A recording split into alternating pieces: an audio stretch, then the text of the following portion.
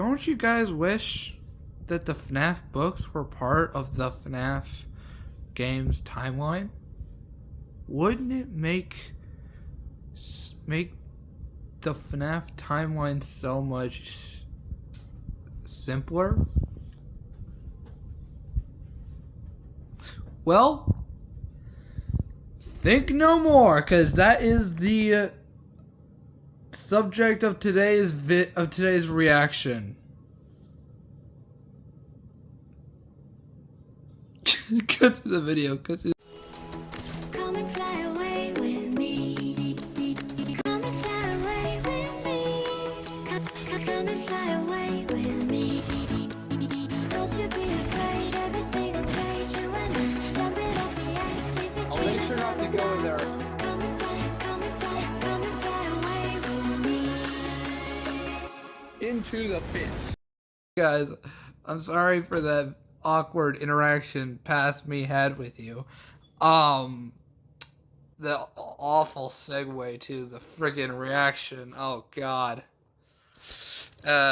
Anyway, we're gonna be reacting to Game Theory. Are the FNAF books actually canon? Now, Game Theory. Game Theory. I'm pretty sure we had this talk before.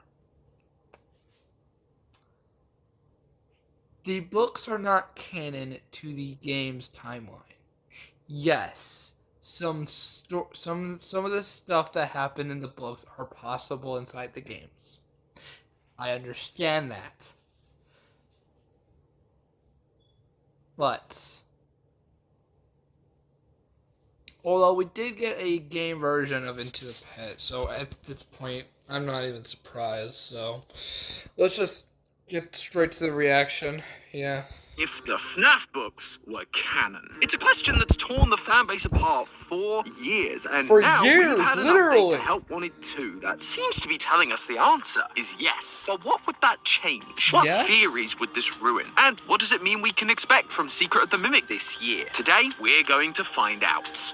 Dear God, I hate your stupid. Hello, Internet! Welcome to Game Theory, the show that's always looking at FNAF from a new Hey guys, welcome to Game Theory. Shut up. perspective. You may remember that last time I was getting a little Bring back Matt frustrated Pat. with Scott and his lack of clarity in this franchise. It is fun to be able to solve these small loose threads, but we're still unable to use those to figure out the bigger mysteries. What's the deal with Gregory? What happened to Cassie? Are the books canon? Well, it appears Are the Scott was books listening, canon? and now he's Oh, not yeah, messing mate. around, Give me a because we cup just of got tea. ourselves a couple of new pieces of information to answer the biggest question in the franchise's recent history. Are the books canon? Recently, friend of the channel Dorco did a charity live stream, and as per usual, he got special access to some unreleased gameplay and teasers. One was a new version of 5 Laps at Freddy's, the weird spin-off kart racer thing, and while playing, a new billboard was discovered. It was advertising a company called Murray Co. Yeah, and their brand new I didn't stream this or anything, but I actually did watch Daco's live stream, live stream off screen, so robotic vacuum I cleaner. do know In the story some The of the Mimic stuff from that was Tales from the inside the Pizzaplex, stream. we have a character And I called did see the Edwin Murray who Murray, builds a hug robotic vacuum billboard cleaner. thing. He later goes on to be bought by Fazbear Entertainment and builds the Mimic, the big bad that we saw at the end of Ruin. We also got a very short teaser for a Help Wanted 2 update where we get to see the Mimic's costume model up close. But the important detail Yep. was actually in the very corner of the screen, a white tiger plushie with different coloured eyes. In that same story, The Mimic, Edwin's son David has a white tiger plushie, and after he dies, the Mimic begins carrying it around. In later stories like Tiger Rock and Storyteller, the Mimic is heavily associated with a white tiger animatronic with 2 different coloured eyes. A couple of days after all of this, the update came out, and it became even more clear that this was all to do with the Mimic. The tiger plushie was unlocked by using the code 1979, the date we found in The Secret of the Mimic trailer, and roughly around the time Edwin created the Mimic in the books, we get to see the toy factory that people reported The Secret of the Mimic demo from PAX West taking place in. And in the Mimic story, we learn that Edwin lived in a factory where he was making animatronics. As you might imagine, this set the fan base ablaze because it seemed the games were finally confirming the canonicity of the books. Before this, the strongest connection we had to the Tales books taking place in the game timeline was just the Mimic existing down in the Fnaf 6 building in both the epilogues of Tales and the ending of Ruin. But now, with Edwin's company existing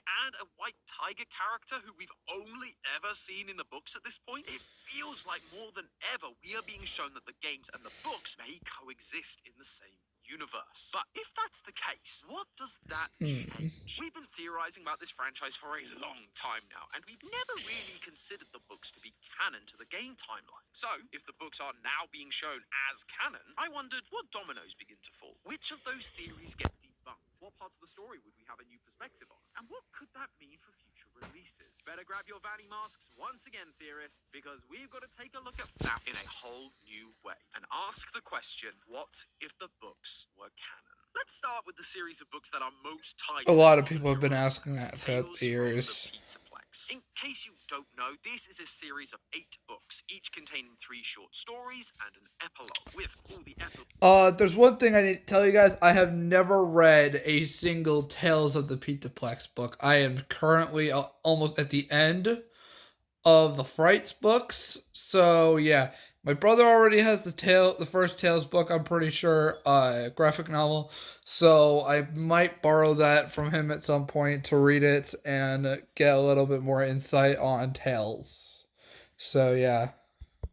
Combining into one continuous story across all 8 books. That gives us 25 full stories, all of which take place in a world where Freddy Fazbear's exists. Yeah. Most commonly, it's some version of the Pizzaplex. You may have seen the term Tales games thrown around when talking about whether the books are canon to the games. Well, this is where that comes from. Tales games boils down to these 25 Tales stories being completely one-to-one canon to the games. Fortunately, by the way, if you guys are curious, I'm turning down the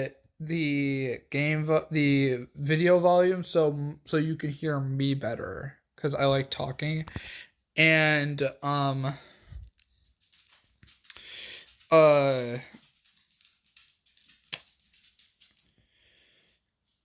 and if you guys want to hear if you guys want to actually hear what he says, you guys can go check out the original video. Link will be inside the pinned comments down below. So yeah.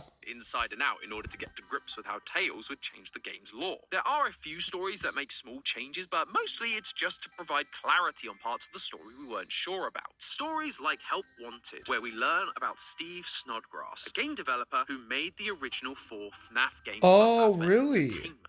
Though we find out he's making them based purely on the rumors surrounding the business. Okay. Plus, his mind is being affected by this little high-pitched noise, distorting the reality around him, and it's sound all coming illusion from discs? one little disc. If the books are canon, then this story would not only confirm the canon existence of sound illusion discs, everyone's favorite FNAF gadget, but it would also 100% confirm that canonically the first sound illusion discs. Games. Now, we have known about this idea since the Help Wanted game. Fazbear Entertainment hired the game developer. Those indie games were designed to conceal and make light of what happened. So wait, hold on. Now, we have known Hold about on, what- everyone's favorite FNAF gadget, but and it's all What did coming each of the from games say? Rumors surrounding the business and his own.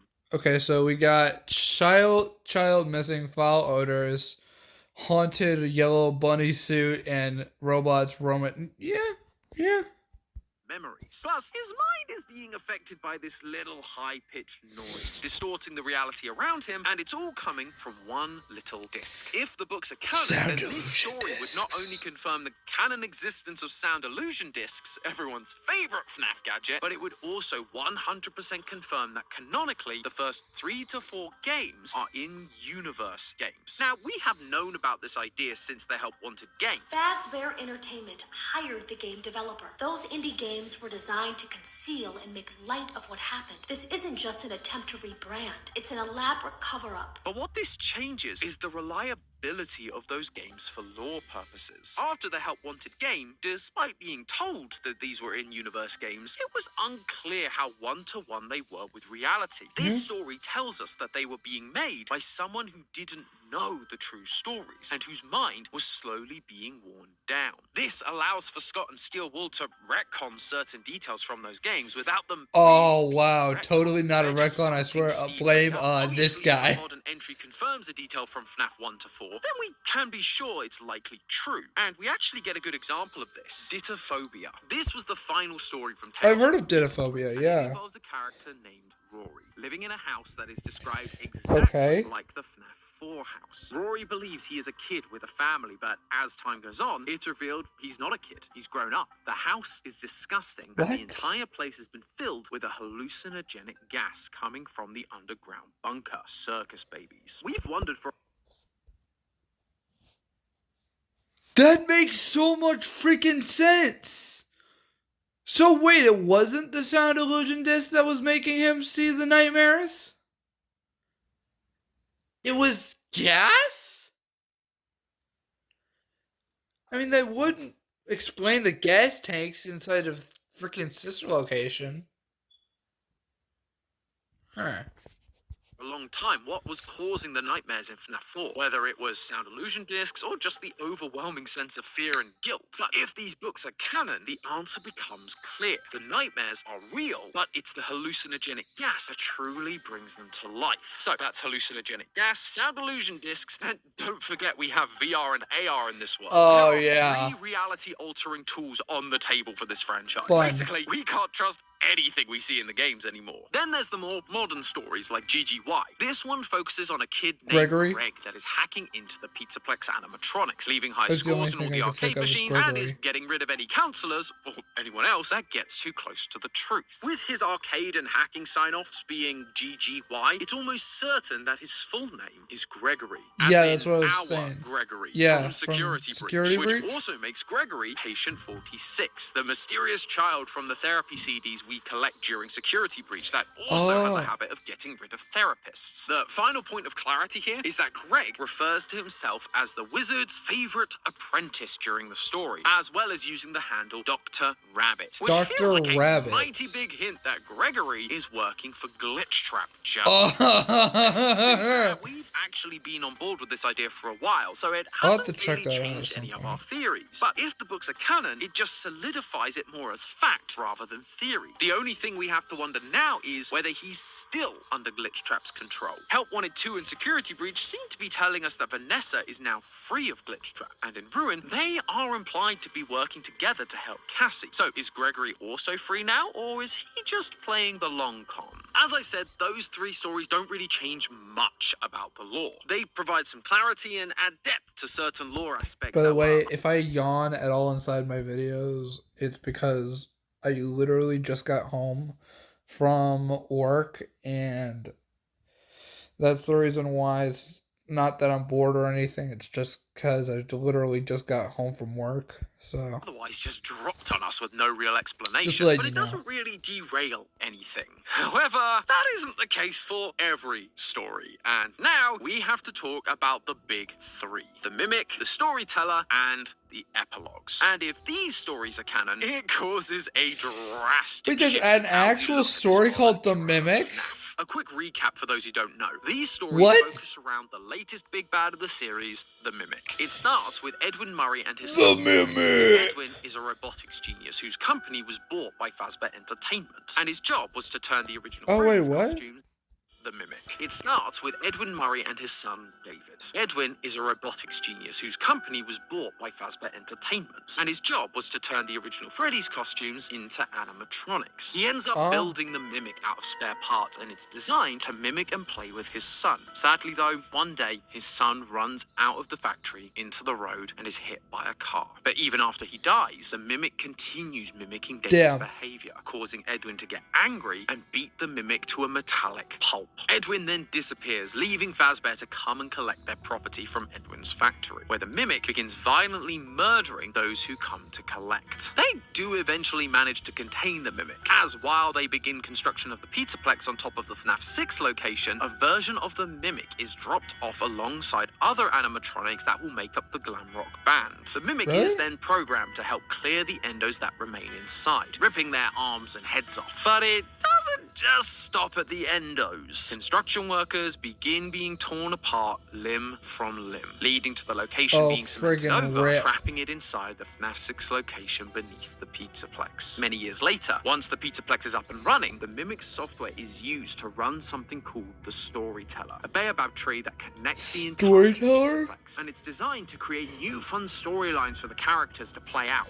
except it ends up turning the animatronics into more childish and more dangerous versions of themselves. What? At this point, Edwin returns and tries to stop the Mimic, only to die in the process, with the Storyteller later being removed, but the Mimic program remains. There is a lot to unpack there, and a number of theories that go out the window if these books do end up being canon. The first and most obvious one, the origins of the Mimic. Up until this point, we've been theorizing that Edwin was meant to be a parallel for Henry. Both were involved in the early days of Fazbear. We even theorized that Henry had been bought out by Afton, much like Edwin was. Both made the earliest animatronics, and both had young children that died, and they took their agony out on their animatronic creations that were designed to mimic their now deceased child. That led to several theories about how Henry originally created the Mimic, and that it was... By the way, let me know if you want me to react to the last story of the trilogy, the Silver Eye, not the Silver Eye, sorry. The Fourth Closet. Originally made to be part of their traveling circus alongside Henry. Because I'd love to react to but if that the books if are you guys canon, want to see that it. cannot be the case, as it's very clearly Edwin that created the Mimic. Now, that's not to say the Mimic couldn't have been used as part of the circus. We see Jackie from Secret of the Mimic is very much circus themed, but it just wasn't the reason it was created. Instead, that would have just been a retroactive use for it. We also had a theory about how the Mimic had been locked underground for a very long time, at least since the 1980s. After Henry disappeared, Afton went to collect what belonged to Fazbear, including the Mimic, and then you... If you guys don't know what I'm talking about, I'll play the audio for you. I'll play the audio for you. Alright, I'll add that in editing. create the Funtime animatronics, only for it to all go wrong and for it to kill his daughter. He then locked the Mimic underground and created a Blue Bunny Mixes to keep it locked away. Again, if the books are canon, this theory cannot be true, as the Mimic doesn't arrive at the Pizzaplex until construction on the Pizzaplex has already begun. There is still a chance that the Mimic was used by Afton to create the Funtimes, as they go to collect the Mimic just a few months after its creation sometime in the 70s, way before Afton's own spring locking. It just means that Elizabeth's death wasn't enough to make Afton go, maybe this isn't such a good idea. Which I would say feels strange, but then again, this is the guy who tortured his own son with nightmare electronics, so it sadly tracks. The books also reveal who is trying to revive Fazbear Entertainment, and turns out it's not an important or relevant character like Mrs. Afton, like we theorized about in our Fnaf timeline. I should really do a new one of those. Let me know down in the comments if you'd like to see my updated version of this. Anyway, instead, it's a random I don't want to see businessman more called theories Mr. made by Burrows, you. and it turns out the reason the Pizzaplex was built on top of FNAF 6 and the reason the Mimic was given access to the Pizzaplex systems wasn't for some big master plan with Afton's old computer chips and burnt corpse. It was just a dumb business move made by someone who knew nothing about anything in order to achieve the main goal that you might so expect Mr. from Burrows a is an CEO actual profits. character. And because Mr. Now. Burrow dies alongside Edwin after installing the Storyteller, which has clearly been removed by the time of security breach, that would imply that the messages we saw about Vanessa's hiring, despite her lack of qualifications, were almost certainly the It's not Mimic's just a character doing. that Vanessa Afton Family was Minecraft possessed roleplay by the made Mimic, up. aka Glitch Trap, and with Mr. Burrows dead, the Mimic had full control of Fazbear's systems, including emails. So when it says that her recommendation came from the top, it was likely the Mimic using Mr. Also, Burrows' Andre email said to in the put interview its plan that into that it motion. came But what from is the Mimic's plan? the Tales Well, book. at this so. point, it's just software. If it truly wants to continue Afton's legacy, it's going to need a body, and it has one just beneath the Pizzaplex. But this is where one of the big criticisms of the books being canon comes The from. Bobby While Dots? there is clearly a mimic under the Pizzaplex in the games, it doesn't appear to be the Mimic 2 that we read about in the epilogues. In the epilogues, it's a black, almost gooey, spider-like thing, transforming into whatever shape it needs. But then in Ruin, we got this thing, an endo made up of the most random assortment of parts that walks with a limp. These two things don't feel like they're the Tangle. same threatening creature. But if we think about it and we do consider the books It's to gotta be be a canon, Tangle. I think I might have an answer for this. By the end of the epilogues, the Mimic is destroyed, spring-locked by a jester costume. If the Mimic program wants to use this body, it would need to be repaired. Enter Vanessa, and thanks to GGY, likely Gregory, who can then use Glamrock Freddy to clear the path down into the depths, into the FNAF 6 building, and to where the Mimic's destroyed body lies dormant. From here, they would do what we initially suspected Vanessa was doing with Burn Trap. They would repair him using a mix-mash of endoskeleton parts, anything they could find, in order to put it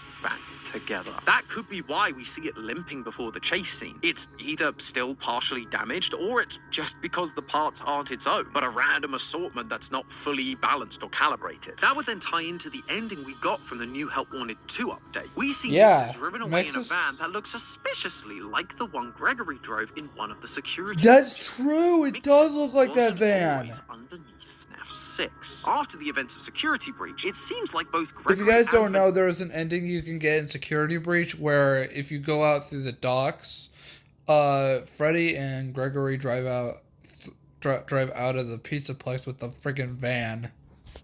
Nessa have been freed from the Mimic's control, but they know what's down there. They put it back together, and because of that, they know how to stop it. What we're seeing in this ending could be Gregory and Vanessa driving Mixes to the Pizzaplex, collecting it from the same place the Mimic came from, the MCM toy store and factory, Edwin's. That's why Gregory's backpack and walkie-talkie end up down with the Mimic, because they were installing Mixes to keep it locked away, only for the Mimic to learn Gregory's voice and trick Cassie into freeing it. What all of this amounts to is actually something we theorized a very long time ago about the future of this franchise, one that we've actually been quite disappointed hadn't seemed to have come to fruition since then: the soft reboot of the franchise. By making Edwin canon to the games, and with the Mimic being the true identity behind Glitch Trap, it removes the parts both Afton and Henry played in our theories. We finally moved on from the original characters and story of Henry versus Afton, and into a new era of new characters like Vanessa, Gregory, Cassie, and the Mimic. The Steel Wool era of games still uses the same rules and world as before, but it's more about the knock-on effects of those old characters' actions, rather than their direct input. And that's great!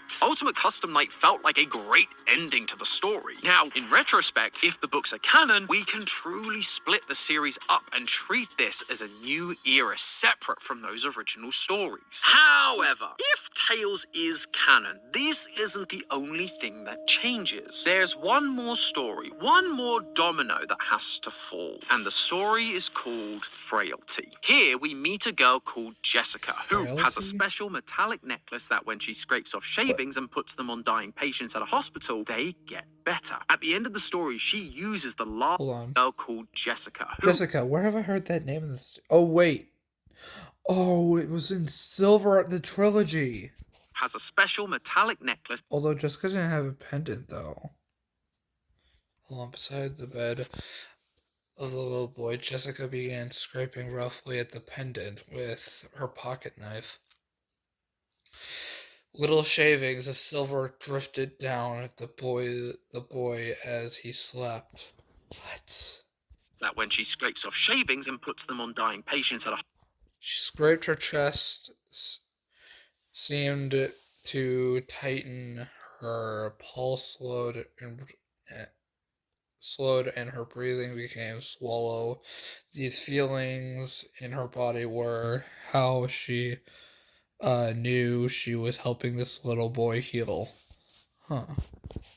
Hospital, they get better. At the end of the story, she uses the last of this necklace and becomes a pile of scrap. Could that be a parallel to what was her name? The girl in To Be Beautiful, I forgot her name. Sarah, I think her name was. Sarah, I'm pretty sure. The powers of this necklace are nearly identical to the power we saw Yeah, with Eleanor. Yeah, her name was Sarah. from the necklace given to Sarah by Eleanor in the story To Be Eleanor? Beautiful. You mean Sarah was Eleanor? eventually turned into a pile of scrap metal, but while she wore the Her name is not Elena. Her name is not Elena. It's Eleanor. If you're gonna say the names of the characters, say it right. necklace, she appeared completely human. The reason that this is such a big deal is that To Be Beautiful isn't from Tales from the Pizzaplex. It's from Fazbear Frights, the previous collection of short stories. And if Eleanor becomes canonical, then at the very least, every story connected to her also becomes canonical. Agony would become canon. Time-traveling ball pits would be canon. And the Afton amalgamation, we do or get the have a Agony, have a the game thing where that everyone happens, said so. Matt was insane for even suggesting to be part of the game's timeline, would indeed be canon. This idea, the fan base has dubbed Stitchline games because they all tie into the epilogues from those books surrounding a mysterious character called the Stitch Wraith. The Stitch Wraith is an endoskeleton that contains the souls of two children, Jake and Andrew. And Andrew is the more interesting one in terms of canonicity. Andrew was killed by William as one of the 6 missing kids that were killed in 1985. Because of this, Andrew is angry, vengeful even, to the point where in The Man in Room 1280, he keeps a burnt and dying Afton alive in a hospital just to torture him inside his mind. That sounds familiar, almost as if it's exactly what happens in Ultimate Custom Night. A vengeful with, spirit torturing Afton Cassidy, for all right? eternity. For the longest time, we've attributed this role to Cassidy, the 5th missing kid, and a spirit possessing Golden Freddy. But if the Tales books are canon, which means that at least the Stitch Wraith stories are canon, that would mean that Andrew's spirit is more likely the one torturing Afton. The Man in Room 1280 and Ultimate Custom Night are happening at the same time. Andrew is the vengeful spirit. I suppose that would explain why the one you Cassidy? should not have killed is referred to using male pronouns. Here and always watching, the one you shouldn't have killed. The only confusing part is, why show us Golden Freddy for beating the hardest difficulty? In the story The New Kid, they do find a kid with black curly hair inside the Golden Freddy suit, which matches the description of Andrew's hair. But then, he's not shown to possess Golden Freddy in any of the Stitch Wraith stories. And in the Into the Pit game, we have a minigame that shows us an Andrew-possessed fetch, while Golden Freddy sits there with its eyes lit up, implying that Golden Freddy is already possessed, and that it and Andrew are separate. Also, it Plus, is what's with Fetch. Andrew not getting a gravestone? The 6 graves we It have is are Fetch. Gabriel, Fritz, Susie, Jeremy, Cassidy, and Charlie. Did Andrew's parents just not love him enough to get him one? It does feel odd that this clearly very important character doesn't really appear in anything, and has largely been forgotten in all the clues. Unless if Andrew is the crass one. And we were wrong about Cassidy's name this whole time. Given to us inside the games themselves. But then, I guess this is where the new games can come in. If Stitchline is canon, that would make the Into the Pit game canon. And Megacat has already teased us with a Fetch sequel coming at some point. So, details like this could be more thoroughly explored in those future That's true, titles. but there's And also other stories like that they reference, like Count the Ways and To Be Beautiful. So actually, there's something quite satisfying about that. What that would essentially leave us with are 2 sets of games running side by side. The Megacat series and the Steel Wool series. One aimed at clarifying Andrew's story within the older games, and one aimed at exploring the future of the franchise's story. It all sounds so idyllic, doesn't it? It feels like a number of holes in the story do get filled in if the books are in fact canon. The question is, do I really think they are? Now, I would be remiss if I didn't talk about the other side of this canon coin just a little bit. While the appearance of a Tiger Rock plushie and Edwin's name on the sign do seem like compelling pieces of evidence towards the books being canon, there is a chance this is another Silver Eyes situation. In those books, we have William and Henry, but while they share a name with their in-game counterparts, they are decidedly different characters. In the games, Afton gets spring-locked and locked away in a back room, only being found 30 years later in Fnaf 3. While in the books, Afton survives survives his spring locking, What? isn't locked away, and goes on to pursue immortality. In the books, Henry unalives himself in 1985 when he can't take the grief of his daughter's death, while in the games, he sacrifices himself when burning down the FNAF 6 pizzeria, which is at least 30 years after the closure of Freddy's. Same characters, different stories. And so, there Damn. is a chance we're seeing the same thing happen here. Edwin definitely seems to exist in the main canon, but it may not be one-to-one with his book counterparts. Tiger Rock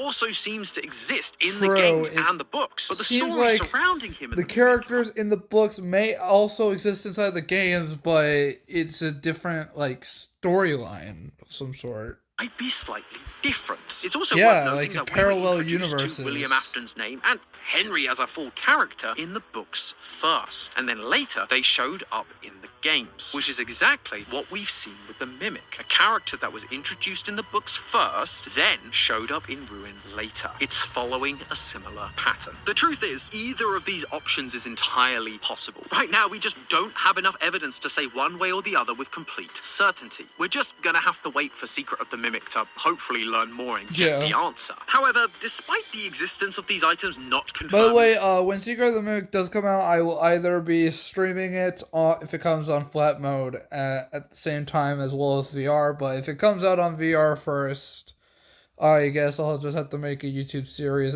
like a YouTube, multiple videos on it. The book's canonicity I'll do a live 100%. stream on I it once it will comes say out that on the flat more I worked on this episode, the more open I became to this possibility. Like I said at the start of this episode, last time I asked Scott for clarity, and it feels like that's what we're getting. So I'd be silly not to take it seriously. Stop Plus, if the books interrupting my weren't meant to recording. be canon, then including a Tiger Rock plushie and Edwin's name is just sowing discord for the sake of it, rather than actually trying to help clarify things. And I know Scott is known for being a bit of a troll, but that feels extreme even for him. By including them while not completely confirming anything, it does feel like we're being pointed in that direction. And as we've talked about today, that could be really helpful for explaining the mess that was Security Breach, Vanessa's original plan, who is running the Pizzaplex, and why the Mimic is different now than in the books. But I guess we're just going to have to wait and see when Secret of the Mimic comes out this year to know for sure. Maybe on April 6th, 2025, if the 4625 code from the New Help Wanted ending is anything to go by. But in the meantime, remember, that's just a theory. A game theory! Thanks for watching. World premiere on I'm Game sorry, Matt said it better. I'm sorry. Theory. I have found Frankie. Anyways, guys, if you guys like this video, make sure to give it a big fat thumbs up. Subscribe to the channel if you haven't already. The link to Game Theory will be inside the pinned comments down below. And I will see you guys next video in our live stream. Peace.